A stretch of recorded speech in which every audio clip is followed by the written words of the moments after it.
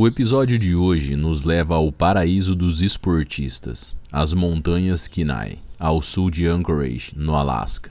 As impressionantes e íngremes montanhas Kenai se projetam a mais de 1 quilômetro do fundo do vale, próximo ao nível do mar. As espécies de árvores predominantes da área incluem Western Hemlock e Sitka Spruce. A folhagem nas encostas da montanha é espessa, com uma variedade de arbustos de aminheiro, salgueiro, mirtilos, miosotes alpinos e ervas de fogo decoram o chão com suas belas flores. À medida que o verão passa, a flor conhecida como fireweed floresce progressivamente como uma espécie de guardiã do tempo das estações. A vida animal da área varia de alces, bisões, veados, coiotes e cabras. Os predadores da área são ursos pretos e os ursos pardos, bem como os lobos cinzentos. Em 29 de julho de 2020, o carpinteiro Daniel Schilling, de 46 anos, estava limpando o mato a cerca de 1,5 km de sua cabana, perto de um riacho com 10 km de extensão, conhecido por ser usado por ursos para comer salmões. Sua cabana ficava a cerca de 375 metros da estrada, perto de Hope, no Alasca, cerca de 32 quilômetros em linha reta ao sul de Anchorage. A cidade abandonada de Sunrise ficava a apenas alguns quilômetros ao norte de sua localização. E se você subir alguma montanha não muito alta, poderia ver a borda sul da cidade de Anchorage, do outro lado de Turnagain, uma via navegável da parte noroeste do Golfo do Alasca. Para dirigir até lá, você tem que pegar a rota de uma estrada tortuosa de 90 minutos. Mesmo sendo uma distância curta para os dias atuais, a localização é remota e a maior parte da região, Hope, tem apenas 200 moradores. A trilha acima da cabana de Daniel era um caminho rigoroso de subidas íngremes, cercadas por densos arbustos em alguns lugares. Daniel estava cortando o novo crescimento de arbustos na beira da trilha, como fazia de vez em quando, e removendo as árvores que haviam caído no caminho. Ele gostava do serviço de carpintaria ao ar livre. Além de se divertir, deixava a manutenção da rota até sua cabana em dia. Daniel é um ávido caçador e gosta da aventura que viver no Alasca oferece a seus moradores. Normalmente, ele carrega uma pistola Smith Wesson 629 no peito enquanto caminha. Mas, excepcionalmente hoje, ele trouxe apenas seu spray de urso, fabricado pela indústria UDAP, para facilitar a caminhada. Ele está convencido de que o spray de urso funciona de forma confiável e não há necessidade do peso adicional que uma arma de fogo traz consigo. Seu cachorro é um companheiro treinado e atento, bastante confiável para alertar a presença de urso enquanto Daniel trabalha. Ele não comeu nada, pois não planejava ficar fora por tanto tempo. Daniel avisou sua esposa que voltariam em cerca de 4 horas, quando ele e seu cachorro deixaram a cabana.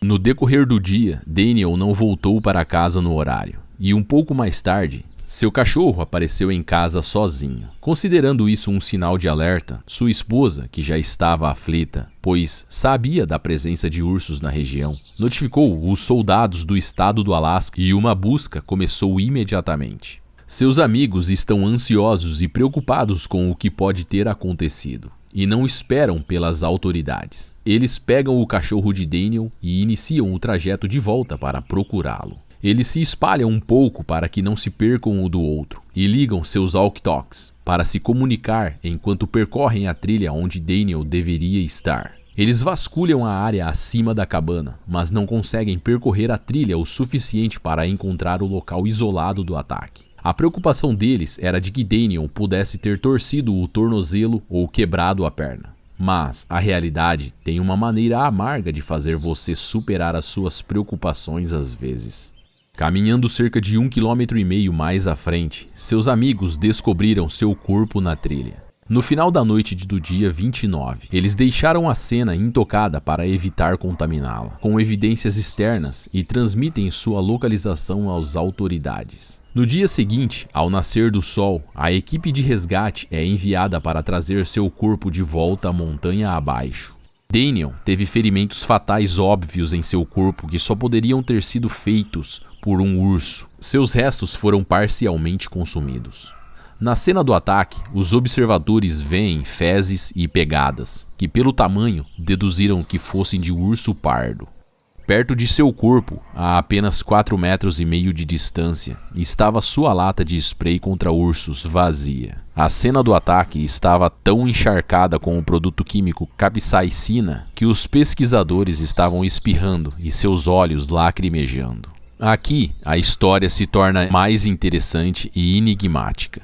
Enquanto as equipes forenses examinam a área, a cena e o corpo de Daniel, eles encontraram vários pelos de urso pardo. Alguns de seus ferimentos foram infligidos por um urso pardo, mas a parte de seu corpo que foi parcialmente consumida produziu DNA de um urso preto. Observe bem, não havia pegadas de urso preto no local do ataque, mas saliva de urso preto foi encontrada nas roupas de Daniel e na parte de seu corpo que foi devorada.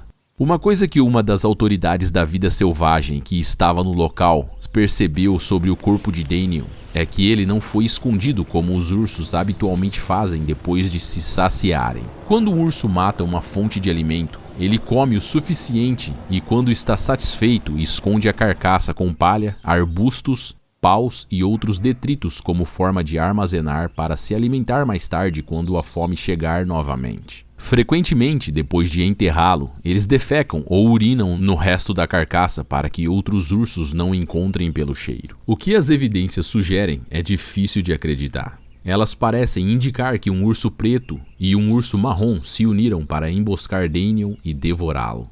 Depois de analisar cenários mais prováveis, as autoridades acreditam que o urso preto apareceu logo após Daniel ter um confronto fatal com um urso marrom. Aparentemente, Daniel sofreu um ataque defensivo ou territorial de um urso pardo enquanto trabalhava removendo arbustos da trilha. Depois que o urso pardo rasgou sua cabeça e pescoço, ele deixou a cena e deixou Daniel morto, estirado no chão. Algum tempo depois, um urso preto encontrou o cadáver de Daniel e começou a devorá-lo. Porém, esta linha de tempo levanta outra questão. Por que o urso marrom deixou Daniel depois de matá-lo? Especialistas são unânimes em apontar que ursos temem grupo de pessoas, mesmo que sejam poucas. Isso frequentemente pode espantar o urso até em períodos em que ficam mais agressivos, quando estão se alimentando, por exemplo.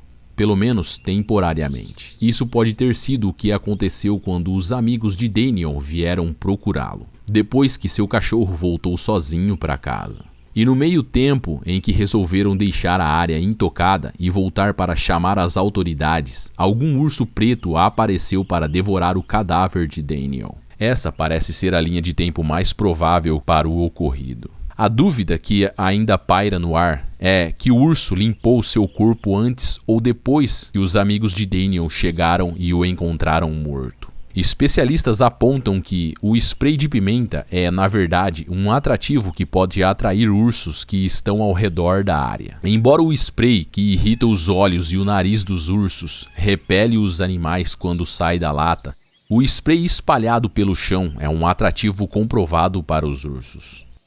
Eles acreditam que é possível que Daniel tenha usado toda a carga de seu spray de urso quando o urso marrom o atacou. Então, o cheiro do spray, agora pulverizado em toda a área do ataque, flutuou pela selva e atraiu mais ursos à cena. Estudos realizados na década de 1990 descobriu que cerca de 60% dos ursos são atraídos pelo cheiro que fica na área pulverizada por spray de pimenta. A pesquisa também descobriu que os ursos atraídos pelo spray de pimenta pulverizada no chão tendiam a rolar nele como se estivessem usando-o como perfume para mascarar seu cheiro enquanto caçam. Muito semelhante ao que os lobos fazem para disfarçar seu cheiro na busca por uma presa. Mas a verdade é que a proximidade dos dois ursos na linha de tempo do ataque desconcertou os profissionais. Ursos pardos são conhecidos por se alimentarem de ursos negros, e normalmente seu território é respeitado e evitado pelos ursos negros.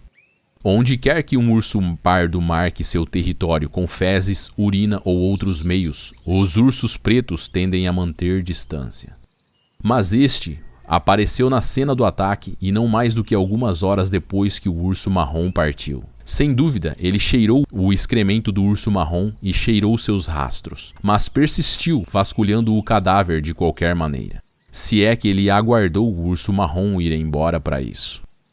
Os especialistas tiveram que se perguntar se existia algum precedente indicando que ursos pretos e ursos marrons cooperaram durante um ataque ou toleraram a presença um do outro em um local de abate. Ao reunir todas as evidências de DNA, cerca de uma semana após a morte de Schilling, os pesquisadores da vida selvagem do estado do Alasca atiraram e mataram uma ursa marrom e 3 ursas negras na área do ataque de Schilling. As empresas de fabricação de spray contra ursos recomendam testar o disparo do spray antes de usá-lo, mas isso significa comprar uma nova lata toda vez que entrasse em uma floresta, pois os testes diminuiriam a quantidade de carga da lata que necessita estar cheia para ter um bom desempenho. Além disso, se você ficar testando a lata de spray, você não teria ideia se a carga está próxima do fim. E quando precisasse na iminência de um ataque de urso, pode ser que o tempo de pulverização seja de apenas alguns segundos. Em 2015, um estudo no Alasca provou que o spray de urso foi bem sucedido em 93% dos casos em que foi usado. Nos outros 7%, os ursos não foram dissuadidos.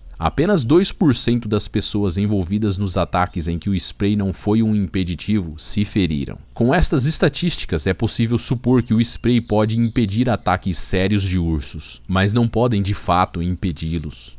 Apesar de não existirem spray contra ursos no Brasil, e muito menos ursos, achei interessante deixar esta temática sobre spray contra ursos para os espectadores deste vídeo e aos inscritos do canal.